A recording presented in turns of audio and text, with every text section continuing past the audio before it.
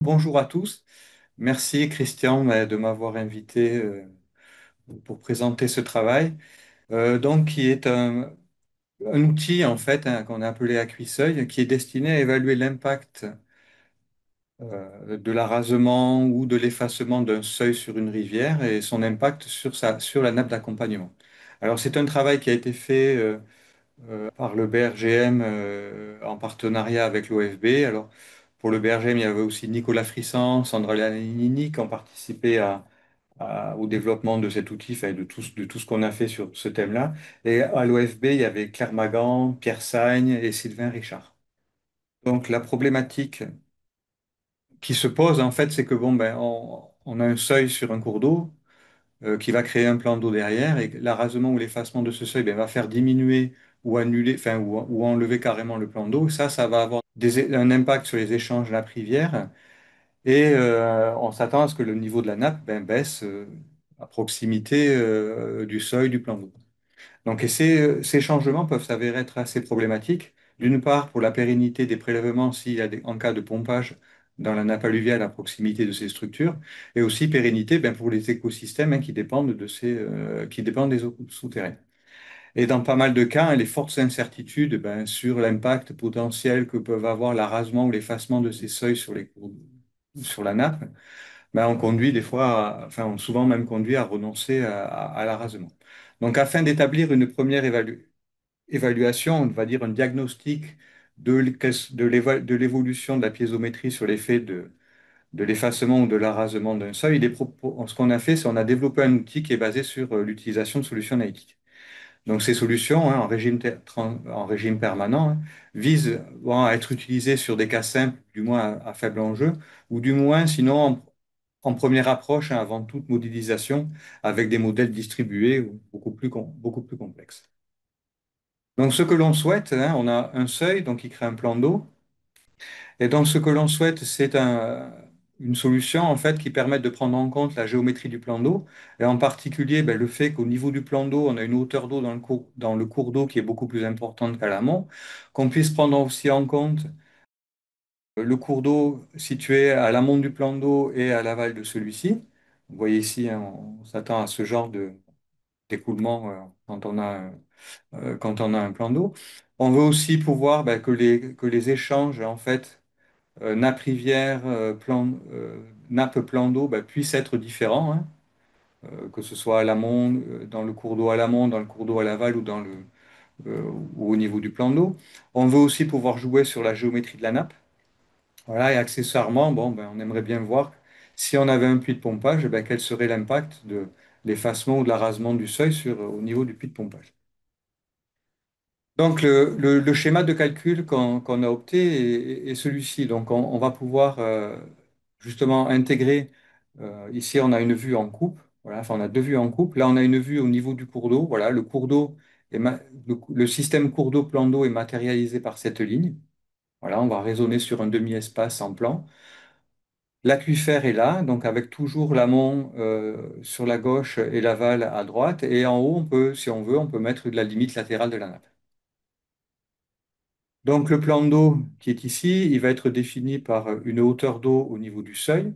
Voilà, une hauteur d'eau à l'amont, voilà, quand on arrive au cours d'eau. On a le cours d'eau voilà, qui est défini par des hauteurs. L'aquifère, il va être défini par une perméabilité, par sa largeur des nappes, par son gradient hydraulique aussi. Donc on est plutôt sur des valeurs assez faibles, hein. Ça, c'est pour des conditions de résolution d'équation. On est plutôt inférieur à 2%. On a un plan d'eau qui est plus ou moins rectiligne, voilà. On va dire en gros que sa largeur, que le rapport largeur-longueur du cours d'eau est inférieur à 10%, hein. En fait, on va raisonner chaque fois que sur une berge, hein. Il n'y a pas de géométrie en plan du cours d'eau qui est prise en compte. Donc les calculs sont en permanent. On va pouvoir prendre aussi un puits de pompage. Et bon, ce qu'on voit ici, les histoires de degrés de saturation, désaturation inférieure à 20%, tout ça, c'est parce qu'on va résoudre tout ça en utilisant la première méthode de linéarisation. Ici, vous avez un exemple de calcul ici de la charge hydraulique, donc quelque part dans l'aquifère, hein, entre le cours d'eau et sa limite de nappe. Voilà, quel serait, par exemple, voilà, l'impact sur la nappe d'un plan d'eau qui a été du plan d'eau que l'on voit ici. Donc, voilà. Donc, on résout une équation différentielle, hein, qui est l'équation de Boussinesq en régime permanent. Et ce qu'on va utiliser, donc voilà, je rappelle, le cours d'eau, il est ici, il incise complètement la nappe. Le plan d'eau est dans ce même alignement, il incise complètement la nappe. Et comme on est dans un système finalement où on a des conditions ou limites, mais qui vont changer en fonction de l'axe des X, hein, qu'on soit dans le cours d'eau, le plan d'eau, ou le cours d'eau à l'amont ou à l'aval, enfin, c'est très difficile de trouver une solution assez simple. Donc pour ça, on va utiliser la méthode des solutions fondamentales, qui est une technique utilisée plutôt dans le domaine de la physique ou de l'ingénierie pour des problèmes de thermique, hein, d'hydraulique dans des tuyaux, en électrostatique aussi. Bon, on va trouver plusieurs applications, très peu en hydrogéologie. Donc cette technique, en fait, elle suppose qu'on va résoudre la condition aux limites en plaçant toute une série de puits imaginaires le long de la limite, alors à une certaine distance, hein, que l'on appelle ici des primes, et que chaque puits image, en fait, que la convolution de tous ces puits images pour calculer la charge ici, par exemple, va dépendre, en fait, des rabattements individuels créés par chacun de ces puits. Donc on va voir, voilà, on va avoir une somme, en fait. Le calcul de la charge ici va dépendre d'une somme, hein, qui va être pondérée chaque fois, chaque petit puits de pompage, chaque valeur de rabattement calculée par le puits de pompage ici va être pondérée par une certaine valeur que l'on va chercher à déterminer. Donc, au niveau des conditions limites du plan d'eau, on utilise une condition de Fourier-Robin. En fait, voilà tout ça pour prendre en compte qu'entre le cours d'eau et l'aquifère, il y a il y a une zone semi-perméable, voilà, pour ralentir ou freiner l'écoulement. Donc, c'est assez intéressant parce que on peut passer avec ce genre de conditions-là, on peut avoir soit un échange parfait entre la nappe et la rivière, enfin, le cours d'eau au sens large, ou au contraire avoir quelque chose d'imperméable. Donc, ça permet de balayer tous les cas de figure. Donc, la solution élémentaire qui correspond à un aquifère incliné, hein, comme on l'a vu dernièrement, voilà, elle a cette forme-là, donc ça dépend d'exponentielle et de fonction de Bessel. Donc, deux termes ici, parce que le deuxième terme ici prend en compte qu'en fait, qu'on a une limite étanche, en fait, sur une partie du cours d'eau. Le deuxième terme s'explique comme ça. Et la forme finale de la solution analytique a cette forme-là, donc qui est bien la charge hydraulique ici est bien la convolution de toutes les petites charges induites, donc qui ont cette forme-là, hein, à un coefficient gamma près, induites par toute la série de puits imaginaires que l'on a fait. Donc voilà, donc ça donne ce genre de solution-là. Donc on va pouvoir, donc on va réécrire aussi au niveau des conditions limites. Donc cette charge, ce calcul de charge réécrit aux conditions limites va donner lieu à un ensemble de solutions linéaires, hein. Chaque terme f ici, c'est le poids, c'est notre fonction élémentaire avec les Bessel qui dépend de coefficients gamma. Voilà, donc on va en retrouver n, puisqu'on va dire on va mettre n puis imaginaire de l'autre côté. Et de l'autre côté, on a ces termes ici P qui correspondent à la condition limite. Alors la condition limite a une certaine valeur quand on va se situer au niveau du cours d'eau. Une autre valeur au niveau du plan d'eau qui va dépendre aussi de la hauteur d'eau dans le cours d'eau, hein, puisqu'on a un plan d'eau qui a une forme trapézoïdale, et encore une autre pour la partie aval. Donc tout ça pour dire écrit sous forme de matrice, en fait, on va résoudre en fait n équations à n inconnues qui vont nous permettre de calculer tous ces petits gammas. La solution matricielle, on peut l'écrire comme ça. On peut la simplifier aussi parce que bon, on a une simplification qui se fait par D0, c'est l'épaisseur de l'aquifère et K, c'est la perméabilité. Donc on peut avoir on a une simplification par la transmissivité. À la fin, on peut réécrire l'équation que je montrais tout à l'heure. Et on la voit, du coup, maintenant, elle est indépendante en fait de tout ce qui est transmissivité ou tout ce qui est perméabilité. Elle ne va dépendre finalement que des coefficients. Alors j'avais écrit de retard à l'écoulement, mais en fait c'est le coefficient de résistance de la barrière qui dépend en fait du rapport entre la perméabilité de l'aquifère et la perméabilité de la berge, qui est le K', fois B', qui est la perméabilité de la berge.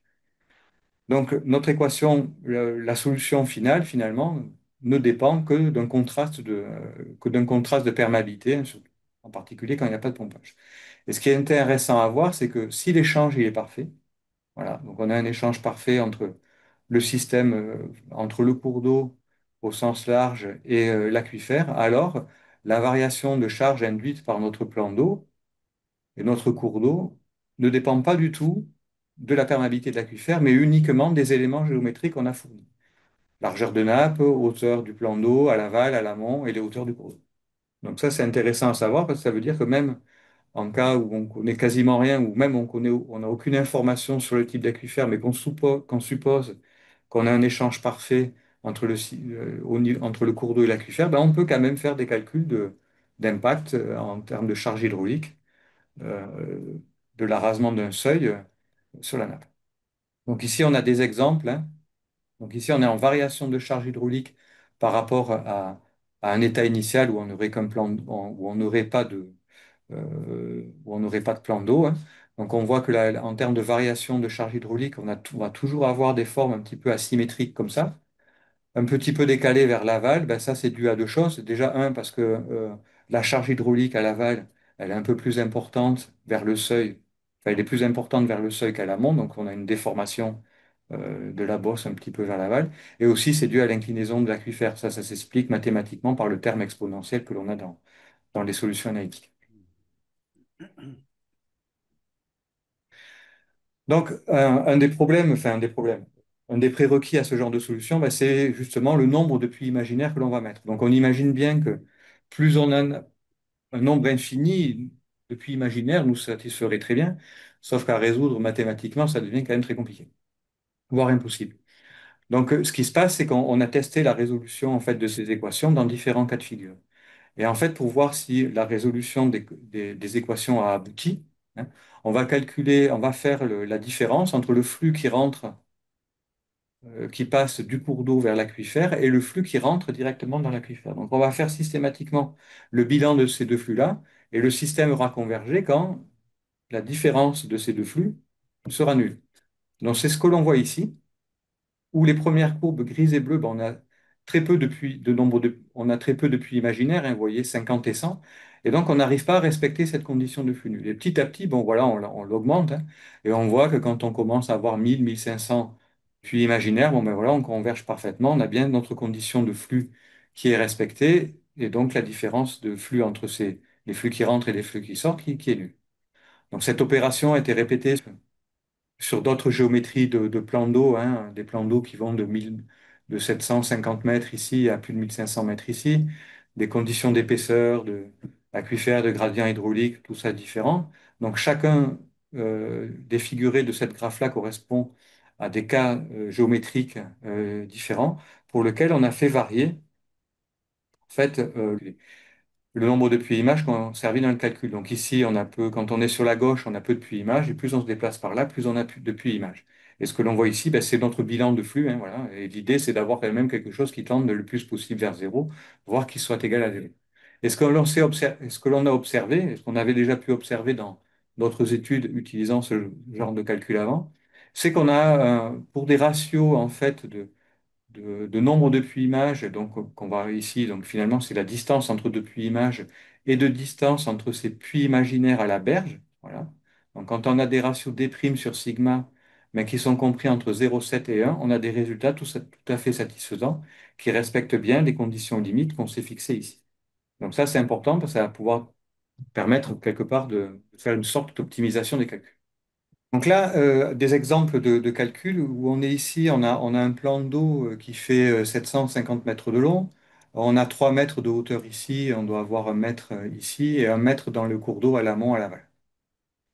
Et là, on est sur des cas où le plan d'eau, la perméabilité de la berge au cours d'eau est restée fixe, elle est 50 fois moins perméable que celle de l'aquifère. Et on va faire varier, hein, les perméabilités des berges au niveau du cours d'eau. Alors, d'un échange parfait ici. Donc voilà, on voit ici les premières courbes ici. On a un échange parfait jusqu'à quelque chose qui est complètement étanche. Voilà. Donc, là, l'eau peut toujours rentrer au niveau du plan d'eau et des fois, elle peut rentrer ou elle peut complètement être bloquée ici au niveau de la berge en cas de perméabilité nulle au niveau de la berge. Donc, ce que l'on remarque, c'est que plus les échanges nappes rivières, donc au niveau du cours d'eau, sont importants, et plus en fait le dôme que l'on crée ici, enfin, plus une partie de l'eau qui rentre dans l'aquifère par le plan d'eau, ben, va se retrouver redirigée en fait vers le cours d'eau, alors surtout à l'aval et aussi un petit peu à l'amont. Donc du coup, le dôme piézométrique créé par notre seuil plus notre dispositif seuil plus plan d'eau ben, ne va pas trop s'étendre dans l'espace. Et du coup, bah, à contrario, hein, plus la perméabilité de la berge à l'amont et à l'aval du plan d'eau va diminuer, ben moins cette eau-là va pouvoir s'échapper et retourner vers le cours d'eau, et plus ça va se propager dans l'espace. Donc on voit ici, sur les deux exemples ici, ben, on voit bien on a des impacts hydrauliques, hein, pour le dispositif testé qui peuvent s'étendre à plusieurs kilomètres, enfin bien au-delà déjà de notre géométrie de cours d'eau qui est quelque part par là, hein.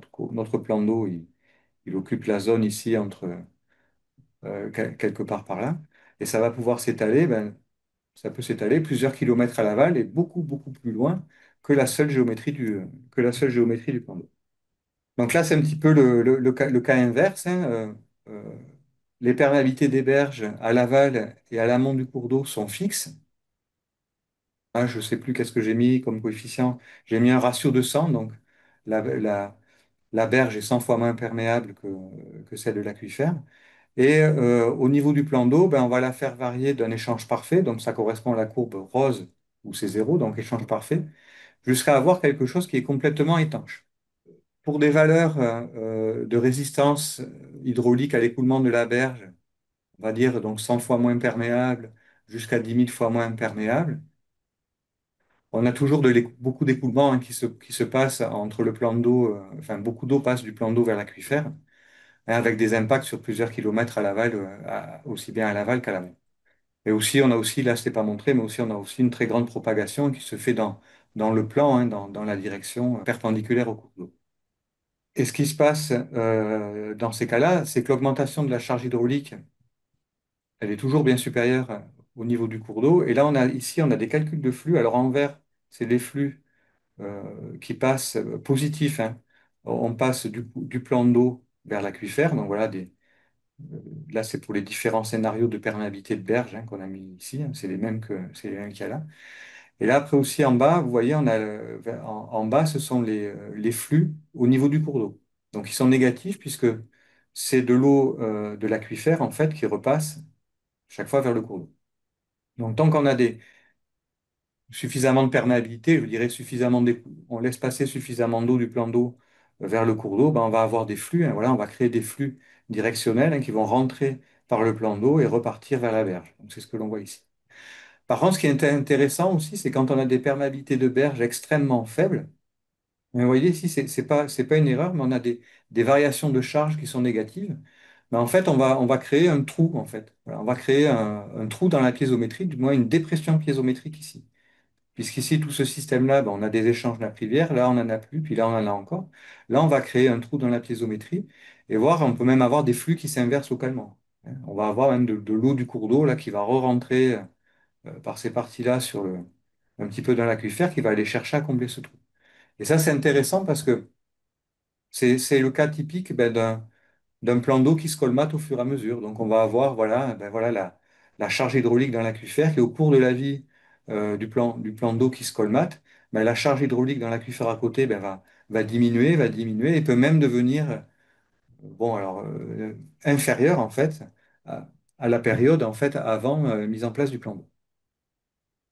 Donc, comme je le disais tout à l'heure, on peut aussi mettre un puits de pompage. Donc là, il faut reprendre les équations. On injecte un terme puits de pompage qui a le même type de forme, en fait, de formulation mathématique assez simple que celle de la solution fondamentale.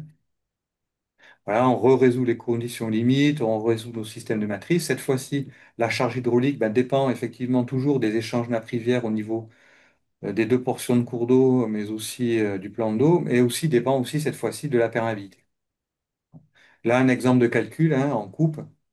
Voilà, donc ça, c'était en tiré bleu, ce que l'on voit, c'est la charge, c'est le niveau d'eau dans le cours d'eau, en fait. Et là, ce que l'on voit ici, hein, en trait noir, ben, c'est le calcul de charge hydraulique. Avec, comme vous voyez, au niveau du pompage, ben, un abaissement de la charge, et ici, une augmentation de la charge au niveau du plan d'eau. Alors, ces équations, je parlais de méthode de première linéarisation parce qu'on suppose en fait que la variation de hauteur saturée entre l'état initial et l'état calculé, donc c'est notre fameux état permanent, est relativement faible. Et pour aller jusqu'au bout, on a utilisé une autre méthode de linéarisation qui est une méthode de linéarisation en h carré, qui est une solution qui donne une solution qui est beaucoup plus proche de la solution exacte, mais par contre avec des temps de calcul extrêmement longs. Et on a des constantes, des constantes de linéarisation à trouver qui nécessitent des processus itératifs. Donc, si avec une linéarisation, premier type de linéarisation, un seul calcul de matrice est essentiel et suffisant, là, l'opération, il va falloir la répéter 5, 10, 12 fois pour avoir un calcul qui converge. Bon. Euh, Ça, c'était surtout pour vérifier les conditions d'application de cette première méthode de linéarisation. Donc, on voit ici des exemples de calculs. Donc, on a un plan d'eau qui fait 750 mètres de long avec une certaine largeur de nappe, une certaine dimension, enfin, des certaines hauteurs d'eau de cours d'eau, bon, peu importe. On a deux tracés. Il y a un tracé qui est parallèle au cours d'eau, juste parallèle au niveau du cours d'eau, puis donc en Y égale à zéro. Et là, on est à 75 mètres. On est à 75 mètres du cours d'eau. Et on a les courbes. Alors, en très plein, ce sont les calculs avec la première méthode de linéarisation. Et les carrés, hein, tous les carrés, ce sont avec la deuxième méthode de linéarisation. Donc on voit que les deux approches mathématiques donnent des résultats très similaires, je dirais en général, sauf dans quelques cas, voilà, on voit quand même que ça marche pas très bien ici. Et en fait, ce que l'on peut montrer, c'est qu'en fait, c'est que tant que la variation de charge est de l'ordre de 20% à peu près, voilà, mais en fait, les calculs suivant la première méthode de linéarisation sont très bons, sont très peu différents de l'autre, donc ce qui montre la robustesse de l'utilisation de cette solution-là. Donc là, maintenant, je voulais vous présenter l'exemple enfin, un cas d'application. Donc on est sur le gardon d'Anduze, on est juste à l'aval d'Anduze, au niveau du seuil de la tour de Dame. Donc sur cette portion-là des gardons, une série de seuils a été réalisée dans les années 70-80 parce que le niveau de la nappe était trop retombé, hein. Le lit du cours d'eau, c'était à force d'exploitation de gravier, s'était abaissé, et ça avait fait pas mal diminuer enfin, le niveau de la nappe d'accompagnement avait extrêmement diminué. Alors c'est aussi un secteur où on a une barrière physique souterraine. Voilà, bon, ça c'est une autre histoire, mais elle impacte que très peu la nappe piezo là au niveau de la zone qui nous intéresse. Donc on a un plan d'eau qui fait à peu près 830 mètres de long ici, voilà. Une hauteur d'eau ici, on a 3,50 mètres de hauteur d'eau là au niveau du seuil de la tour de Dame. Voilà, le cours d'eau, on va dire qu'il y a à peu près il y a 1 mètre d'eau dedans. La perméabilité de l'aquifère, on a aux alentours de 1 à 5,10 -3, voilà. Et l'épaisseur de l'aquifère est ici, on est entre 5 et 6 mètres. On a 3 forages qui sont exploités pour le AEP avec un débit total, hein. On ne connaît pas le débit de chacun des ouvrages, connaît le débit total qui est aux alentours de 250 mètres. Donc une carte piézométrique a été faite, voilà, sur le secteur. Voilà, voilà, ça vous donne un petit peu le figuré, voilà, la déformation. Enfin, on voit bien en tout cas la déformation de la piézométrique créée par le plan d'eau et un petit peu au niveau de l'AEP.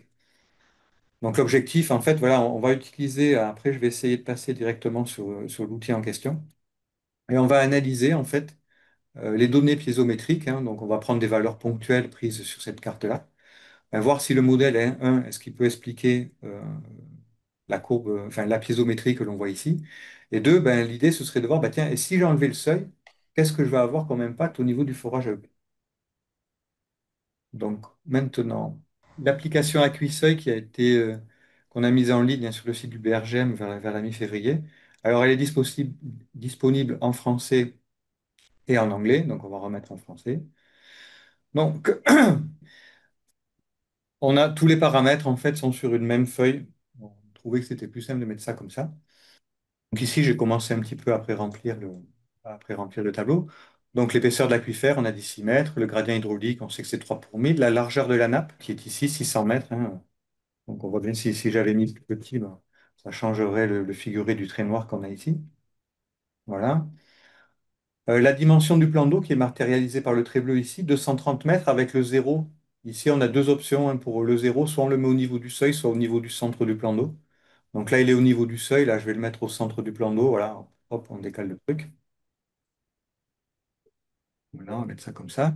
Ça, c'était au niveau du seuil. Donc on sait qu'on a 2,50 m de variation de hauteur d'eau au niveau du seuil. Ça, c'est la hauteur d'eau en amont du plan d'eau. Bon, on a dit qu'on en mettait 1 mètre parce que sur le cours d'eau, ici, là, les hauteurs d'eau du cours d'eau à l'amont et à l'aval sont toutes deux de 1 mètre. Voilà, donc on voit ici en figuré vert, hein, les choses qui vont changer. Par exemple, si je mets ça là, ici, voilà, on voit que ça va changer. Voilà. On rentre pour information, voilà, ça rentre pas dans le calcul, ça va rentrer vraiment dans la, comment dire, dans la visualisation de notre calcul de charge. Euh, la valeur en mètre NGF si on veut, mais ça peut être n'importe quel type de hauteur, hein. L'altitude du seuil, voilà, hein, si je mettais une valeur différente, peut-être un petit peu moins, voilà. On peut faire monter et descendre monter et descendre les courbes, hein, c'est juste une translation. Et ici, je vais y revenir juste après. On a nos fameux paramètres de calcul numérique. Donc, je voulais juste revenir avant sur les graphes qu'il y a ici. Donc ici, vous l'avez compris, c'est une vue en plan, hein. En bleu, le seuil se situe ici en zéro. En gris, c'est le cours d'eau. Et là, on a des vues en coupe, hein. On va voir les vues en coupe. C'est par rapport à nos calculs, aux coupes que l'on veut faire. Donc là, on a des points ici. Ça, c'est un champ où on peut rentrer des points, hein. Donc ça, on va pouvoir calculer les charges dessus, mais bien sûr, ces valeurs-là ne servent à rien pour les calculs. Ils s'affichent ici sur le graphe du haut. Voilà. Et on peut les reporter ici sur les graphes qu'il y a ici, si tant est qu'on ait des coupes en fait qui passent bien ben, qui passent bien par les points que l'on a. Donc en l'occurrence, là, j'ai des points, hein, qui passent par les points qui sont sélectionnés là. Sur la macro, les figures, ouais, sur les graphes Excel, vous pouvez faire comme d'habitude sur Excel. Il n'y a pas de problème. Donc, après, si on regarde, là, pour faire des calculs assez rapides, on va mettre en général les distances, les distances des puits imaginaires au cours d'eau. C'est bien de prendre quelque chose entre 10 et 15 mètres là pour que ça fasse des calculs qui ne sont pas trop longs. J'ai mis une vingtaine de mètres et l'outil vous propose qu'il faudrait quelque chose comme 730. Voilà, pourquoi pas. Donc, c'est un ordre de grandeur, hein. Ce que je vous conseillerais, c'est plutôt de mettre un peu plus qu'un peu moins. Autre chose que l'on n'a pas vu, et vous voyez que là, sur cette partie-là, on n'a pas besoin de perméabilité. Ben voilà, parce que tant qu'on n'a pas besoin de perméabilité, en fait, juste de régler des coefficients d'échange nappe-rivière suffit. Donc ici, j'ai mis des échanges nappe-rivière au niveau du plan d'eau, des échanges nappe-rivière parfaits, ce qui fait une résistance nulle. Voilà. J'ai fait pareil à l'amont. Et à l'aval, par contre, j'ai mis 500. J'ai mis un facteur de 500. Alors pourquoi? Vous me direz pourquoi 500 à l'amont et à l'aval et pourquoi pas et à l'amont, il met zéro. Bah déjà parce on sait qu'à l'aval de ce seuil, on a une remontée du substratum. Voilà. Donc on sait qu'à cet endroit-là, les échanges nappe-rivière sont réduits. Bon, après, vous pouvez faire plusieurs tests, il n'y a pas de problème, et on a dû faire plusieurs tests aussi pour arriver à ce genre de valeur-là. Donc voilà. Par contre, si on veut mettre un puits de pompage, on a besoin de renseigner une valeur de perméabilité.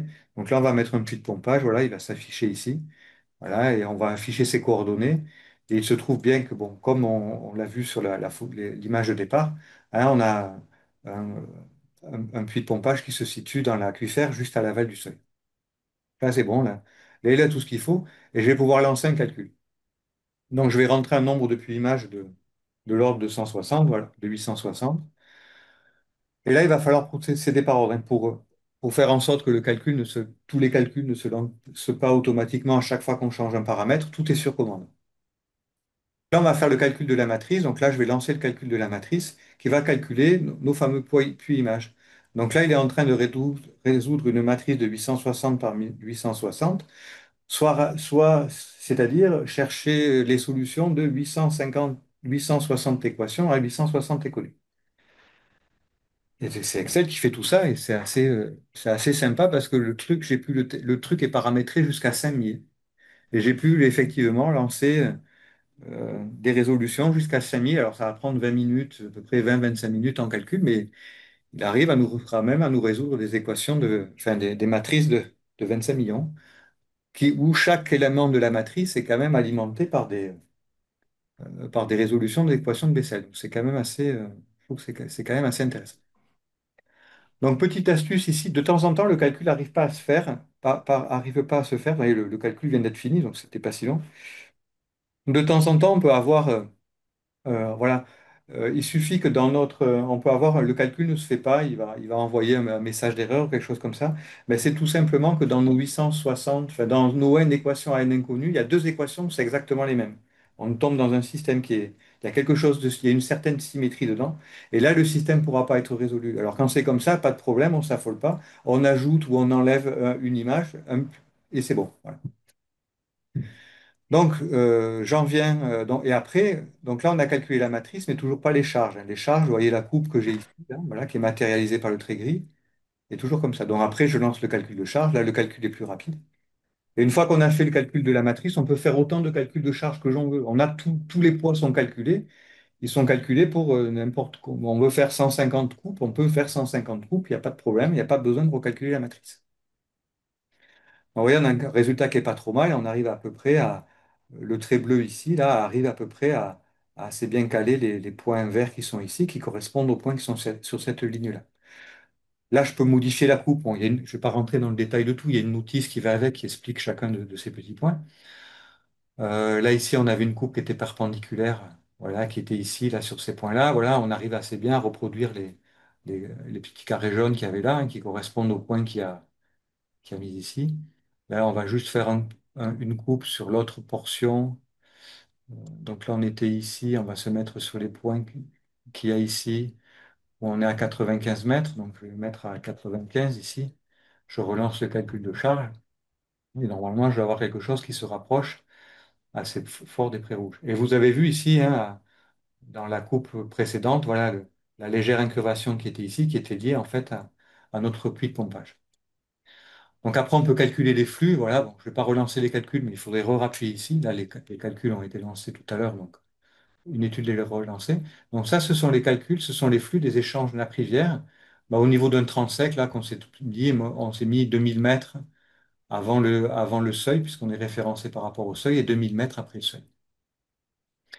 Donc là, les flux, les valeurs inférieures, ben, c'est de l'aquifère vers le cours d'eau, et quand c'est supérieur à zéro, c'est du cours d'eau vers l'aquifère.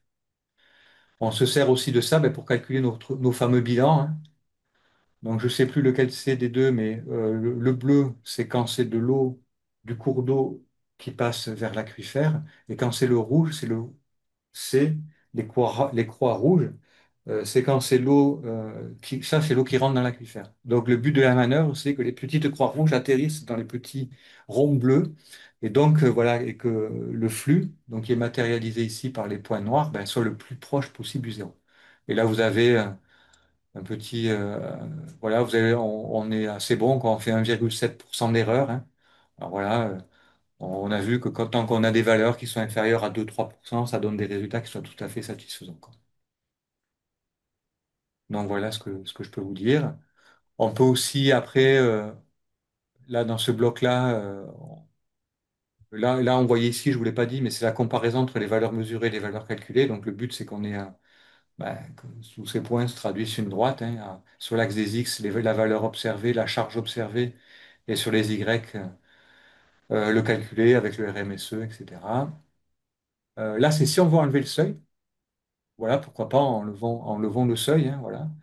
Donc je vais relancer le calcul. Je ne sais pas si c'était ça, c'était peut-être ça. Donc en bleu, c'est ce que l'on a calculé tout à l'heure. Et en bleu pâle, ben, c'est si j'enlevais le seuil, ça ferait ça. Sur la coupe que j'avais prédéfinie ici, là, si j'enlevais le seuil, on serait ici. On peut aussi changer, là, si on veut, les échanges nappe-rivière au niveau du plan. Et là, on peut regarder aussi les variations de charge. Quelle est la variation de charge entre avant et après? Donc là, on voit que bon, ben, sur la coupe que l'on a choisie, on n'est pas tout à fait au niveau on n'est pas tout à fait au niveau du pompage, mais presque. Voilà, on aurait des variations de hauteur aux alentours d'un mètre 50, un mètre, 1,50 m. Donc on peut refaire des calculs de bilan, voir si ça marche bien, etc. On peut toujours, à chaque étape, en fait, enfin, on a voulu le construire comme ça, mais que l'utilisateur puisse vérifier en fait que ses calculs convergeaient bien. Voilà. Donc tout est à peu près automatisé, mais on a quand même de la marge de manœuvre pour pouvoir affiner les calculs localement, changer les coupes que l'on veut faire. Voilà, on a quand même assez de modalités. Faire des calculs sur plusieurs points de l'espace. Donc vous voyez, là j'en avais rentré une vingtaine. On peut rentrer des points fictifs et faire des calculs sur tout ce qu'il y a en vert ici. Bon, donc voilà, donc après, j'ai plus grand-chose en fait à raconter. Là, c'était juste des transparents au cas où avec la macro, ça se passait pas bien. Donc ça, c'était des calculs de charge, hein, qui avaient été faits sur cet exemple-là pour différentes coupes parallèles et perpendiculaires au cours d'eau pour bien encadrer le truc. Vous voyez on avait toujours des échanges nappe-rivière parfaits sur le cours d'eau amont, au niveau du plan d'eau. Et par contre, pour bien caler l'aval, il a fallu que l'on mette Il a fallu qu'on réduise les échanges nappe-rivière, alors on ne sait pas trop, hein. On va dire aux alentours entre 100, quelques centaines, voilà. La berge, on a modélisé ça comme avec une berge qui est à peu près quelques centaines de fois moins perméable que l'aquifère. Et là, c'est si on avait enlevé quand on fait passer des coupes au niveau du champ captant, voilà, si on enlève le seuil, voilà, l'impact au niveau du champ captant, c'est une réduction de 1 à 1,50 m de hauteur. Alors, ça paraît pas beaucoup, mais sur un aquifère de 6 mètres, c'est beaucoup. Ça veut dire quand même une réduction de la hauteur saturée de 20 à 30 cm et potentiellement de la même grandeur, si ce n'est plus, au niveau du débit de pompage. Donc là, voilà, ça peut avoir des impacts assez importants. Donc écoute, peut-être, ouais, je pense que j'ai été peut-être assez long. J'avais d'autres exemples, mais en fait, on retrouve les mêmes dans la bibliographie que je cite ici, hein. Donc, en même temps que de télécharger l'application, on peut avoir accès à un rapport là qui est assez fourni, qui présente même d'autres solutions analytiques. Il y a aussi une publication scientifique qui a été faite pour un plan d'eau avec une géométrie de trapèze, mais qui n'est ni plus ni moins, enfin, le cas que je viens de vous présenter là, l'application AccuSem n'est ni plus ni moins qu'un cas particulier de ce cas-là. Voilà, donc il y a d'autres exemples de cas de présenter dans ce rapport-là. Euh, un exemple aux États-Unis, des exemples sur le VAR, sur la Durance aussi. Et bon, et d'autres cas théoriques, il y a pas mal de cas théoriques qui ont été traités, enfin tous sur des histoires d'échanges nappe-rivière, avec des cours d'eau soit connectés directement à la nappe, soit pas connectés. Voilà, il y a plusieurs cas de figure qui ont été testés, qui ont été créés même avant d'arriver à ce que je viens de vous montrer. Je vous remercie. Et merci beaucoup pour la présentation. C'est très impressionnant d'avoir cet outil intégré, à plus avec un qui ne demande pas d'outils de logiciels particulièrement compliqués, hormis Office. Donc c'est très impressionnant.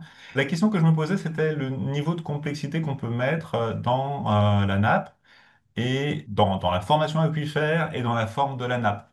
C'est-à-dire qu'on a des cas où la nappe, elle est, voilà, est-ce que c'est complètement quelconque? Est-ce qu'on peut affiner l'aquifère? Est-ce qu'on peut faire une nappe qui est traversante? Hein, qui s'écoule par exemple, de la rive gauche vers la rive droite, par exemple, dessous. Quel est le niveau de complexité et puis possible? Et puis la deuxième question, c'est par rapport à des comparaisons avec des cas existants, des mesures. Il y avait, est-ce que ça a été fait avec des champs piézométriques ou des estimations des transferts nappe-rivière? Et je pensais notamment, on avait des exemples sur lesquels on avait bossé sur le projet Nappe-Rivière-Napron. Il y avait Donzère-Mondragon, par exemple. Moi, je n'ai pas bossé dessus. Mais quand même, il était très bien caractérisé. Et on arrivait à chiffrer, enfin, ils ont réussi à chiffrer à Saint-Étienne les transferts, en fait. Donc voilà, mais c'est peut-être pas aussi ambitieux que ça, hein, de reproduire des résultats expérimentaux. C'est peut-être pour avoir des estimations seulement. Alors, par rapport là dans le calcul qu'il y a là, on est vraiment en 2D. Donc, par rapport à la première question d'une nappe en fait, qui passerait sous le cours d'eau, hein. Là, on est vraiment dans le cas de la rivière, je dirais, assez classique, où la rivière constitue elle-même une barrière hydraulique. C'est-à-dire qu'on n'a pas d'échange entre les deux rives. Ça ne veut pas dire qu'on ne peut pas modéliser les deux rives, mais juste il va falloir faire une modélisation pour une rive et une modélisation pour l'autre. L'épaisseur d'aquifère, elle est quand même supposée constante. On n'est pas sur un truc où on va avoir de très fortes variabilités de l'épaisseur d'aquifère. Bon, sur tous les exemples qu'on a testés, on n'a pas vraiment l'épaisseur constante au mètre près, hein. C'est pas vrai. Mais l'expérience montre finalement que ça marche quand même assez bien. Sur le secteur que je vous montrais, là, sur le gradon d'Anduze, voilà, sur le secteur où il y a le puits de pompage, on est effectivement à 5 mètres. Un peu plus à l'aval, en fin de zone de calcul, on est à 7, 8, peut-être 10. Voilà. C'est sûr que l'outil ne va pas pouvoir vous faire un bon calcul. Si à un endroit, vous savez que vous avez 10 mètres, à côté, pas très loin, vous avez 100 mètres, là, bon, je ne sais pas trop qu'est-ce que ça va donner, quoi. Je garantis pas le résultat des calculs. L'outil, alors voilà, de principe, suppose que le cours d'eau, enfin que le système cours d'eau, plan d'eau recoupe toute la hauteur d'aquifère. Je sais que ce n'est pas le cas partout quand même, hein. Mais je dirais, bon, dans des cas où on a des épaisseurs aquifères assez simples, bon, ben voilà, le raccourci est assez fait qu'on peut considérer que c'est bon. Dans les cas où c'est un peu plus épais, bon, il va falloir être un petit peu vigilant aux données enfin, à vouloir faire des calages sur des données piézométriques qui sont très très proches. Je dirais, on va se réfugier un peu dans les trucs classiques de l'hydraulique. Vous savez, un puits qui capte partiellement un aquifère, voilà, on dit, Voilà, d'un point de vue analytique, on a le même genre de solution que le puits capte complètement ou qu'une partie de l'aquifère, la solution à peu près identique à partir du moment où notre piézomètre est situé à 3 à 5 fois l'épaisseur de 3 à 5 fois en distance l'épaisseur de l'aquifère. Donc pour le cours d'eau, ça va être pareil, quoi. S'il fait 5 mètres d'épaisseur et qu'on a un aquifère qui fait 50 mètres, je dirais voilà, à partir de 150 à 250 mètres à proximité du cours d'eau, les calculs seront très bons. Enfin, il n'y aura pas de changement, quoi. Voilà. C'est un petit peu ce genre de choses-là. Et pour l'exemple que vous parliez, ben, je ne sais pas, je serais intéressé de voir. On avait cherché, hein, pourtant, avec Nicolas et l'OFB, on a beaucoup, beaucoup cherché pour avoir des exemples d'impact sur la piézométrie d'un seuil sur un plan d'eau. Ben, Bah, ça a été. c'est une étude OHB que j'avais montée quand ça s'appelait Ouais, NOEMA à l'époque. Et donc, c'était le projet Napron qui a donné lieu au guide sur les relations de l'après-rivière, sur la caractérisation des relations de d'accord. l'après-rivière. Mais l'équipe est à Saint-Étienne, hein, et c'est Christophe Parent D'accord. qui aura pris la relève, à mon avis. Avant, c'était Hervé Graillot. Et merci beaucoup déjà, Benoît, pour cet exposé extrêmement intéressant avec les méthodes analytiques, mais celles dans lesquelles tu excelles. Je me posais justement la question de la composante 3D et du cas où tu avais une épaisseur de plan d'eau faible vis-à-vis de l'épaisseur de l'aquifère. Mais voilà, tu y as répondu en partie. Alors, je te pose quand même la question, savoir si tu as regardé, peut-être tu as regardé un peu. Alors, enfin, j'ai pas regardé, pas vraiment là-dessus, et on pourrait faire du 3D pour résoudre le problème que disait Pascal, mais ça devient compliqué quand même après. Enfin, c'est en temps de calcul, ça commence à devenir assez lourd. Oui, après, quelle plus-value? C'était un petit peu ma question. Est-ce que Nous, vis-à-vis de ce que tu récupères en termes de précision, est-ce que c'est nécessaire ou pas? exactement. Je pense pas. Honnêtement, j'ai pas vraiment fait d'exercice théorique de ça, enfin, où j'en ai fait avec d'autres solutions, où tu connais tout ce que j'ai pu faire sur les essais par pompage, voilà. Ou ce qui est fait classiquement sur un puits de pompage à côté d'un cours d'eau qui capte qu'une partie ou toute la hauteur. Il y a déjà beaucoup de travaux qui ont été faits là-dessus. Et c'est vrai Hmm. que la plus-value, voilà, quand on est sur des cours d'eau un peu type nappe d'accompagnement, franchement, je pense pas on peut faire l'exercice, mais l'exercice risque d'être plus académique que pratique. Mais ça Ouais. peut se faire. On peut passer. Il faut. J'ai pu travailler c'est surtout sur des barrières physiques souterraines en 3D. Voilà. On peut faire des solutions, on peut s'arranger à faire des solutions qui puissent prendre en compte du 3D, mais voilà, faut multiplier les puits images. Là, c'est une ligne de puits image. Ça veut dire après, sinon, ben, soit faut passer par un cluster de puits images ou s'arranger autrement, mettre plein de petits segments. Enfin voilà. Là, on commence à faire du calcul un peu lourd. Et l'idée, comme le rappelait Pascal, l'idée, c'était de faire quelque chose dans Excel. Bon, déjà parce qu'Excel, je maîtrise, mais ça parle à tout le monde, Excel. Enfin, ça parle à beaucoup de monde, du moins. Et l'idée, c'est de rester là-dedans. Si c'est pour faire des machins, des trucs en Python. Bon, il y a plein de jeunes, ils se manipulent ça très très bien. Moi, on me montre ça, je me pose plein de questions. Mais si c'est pour qu'on ait un truc avec un écran type DOS, tu vois, comme on faisait à l'époque, qui va vraiment perdre de son attrait, quoi. Merci beaucoup, en tout cas, c'est super intéressant. Merci. Il y a une dizaine d'années, je m'étais intéressé à un problème aussi similaire d'arasement de seuil au niveau d'un moulin dans la région de Blindec-Vizerne sur l'Aa. On m'avait demandé de résoudre le problème de l'enlèvement de ce petit barrage qui permettait à un moulin de générer de l'hydroélectricité, puis qui avait été abandonné. Et bon, bah, j'avais abordé ça avec un modèle tridimensionnel, multicouche. Et là, le cas était un peu plus compliqué, à savoir qu'il y avait de fortes variations entre les basses eaux et les hautes eaux sur l'Aa. Par ailleurs, j'avais un bicouche avec des alluvions d'une épaisseur d'une dizaine de mètres, hein, sur 3 à 400 mètres de large sur un aquifère crayeux. Et à 300 mètres à l'aval de ce barrage de Vince, il y avait donc deux champs captants importants, hein, pour l'Audomarois, pour la région de Saint-Omer, avec des débits très très importants. On avait un modèle numérique et il a fallu on a rentré toute la géométrie de la vallée de la Ha, donc en base eau, et on avait donc réalisé également les mesures piézométriques, hein, sur la nappe de la craie. On avait également des bassins qui alimentaient des papeteries qui étaient creusées dans les alluvions. Et finalement, j'avais modélisé donc l'influence de l'arasement donc de ce barrage et il y avait finalement des répercussions très très faibles sur la nappe de la craie, puis c'était de l'ordre du demi-mètre à peu près, un peu ce que vous aviez dit, hein, donc à 300-400 mètres à l'aval. Et la question que je voulais vous poser, est-ce que vous avez eu l'occasion de confronter votre modèle par formule analytique approchée à des modèles classiques par différence ou par élément fini?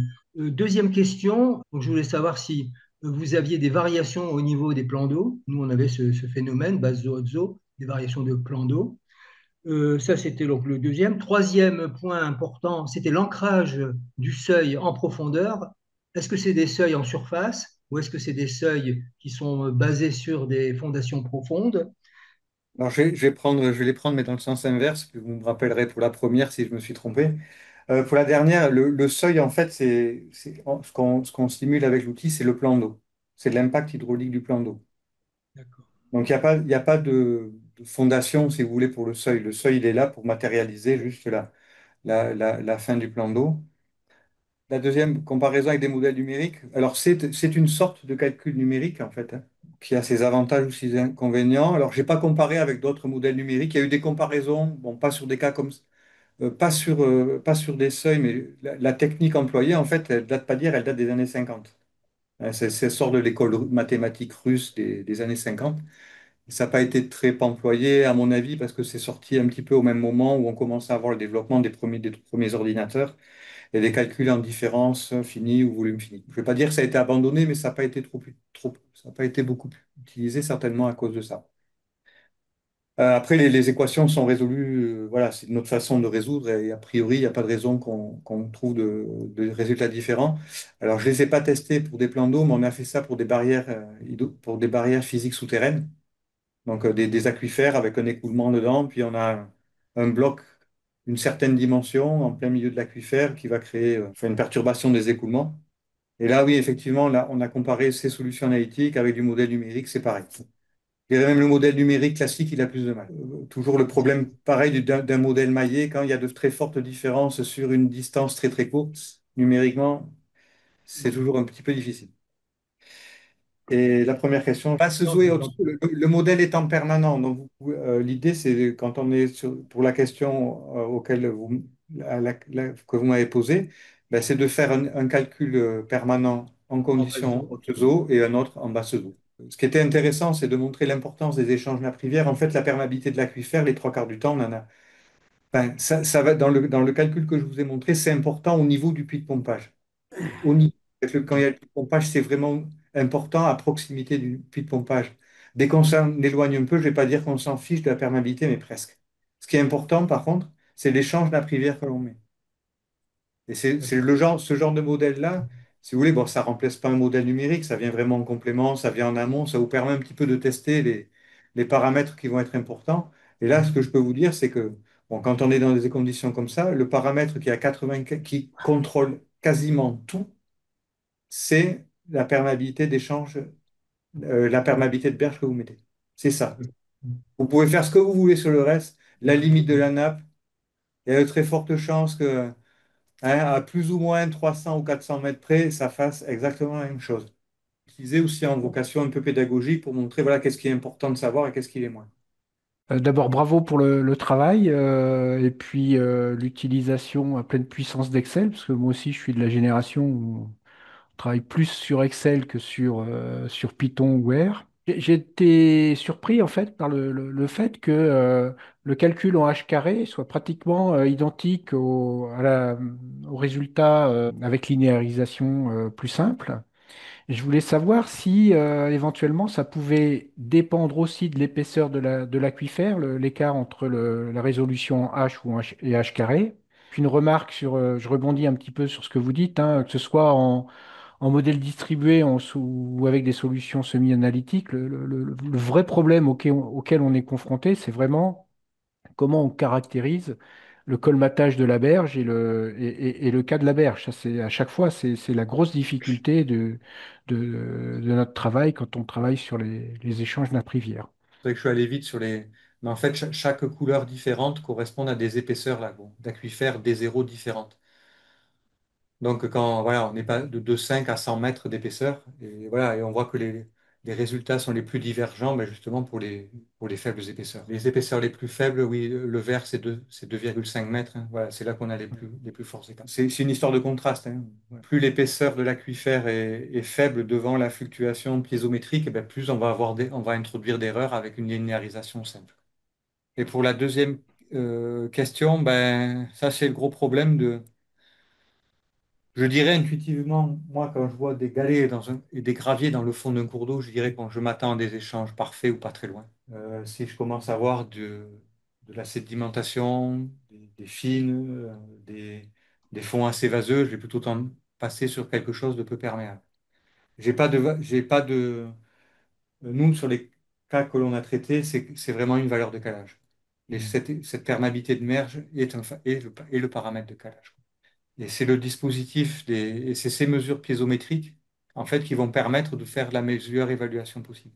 Donc, c'est vrai que je le disais pas tout à l'heure, mais l'outil aussi peut servir à dimensionner un petit peu, hein, quand on a tel ou tel type de plan d'eau où il va y avoir un arasement ou au contraire, ou au contraire, il va être effacé.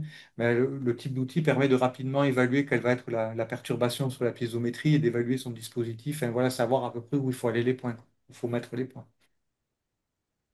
Ça peut servir à ce genre de choses-là. Mais voilà, j'ai pas pour ce fameux. Je sais que le paramètre d'échange nappe-rivière dans ces contextes-là est le facteur crucial et c'est le seul que l'on ne peut pas mesurer directement ou très difficilement.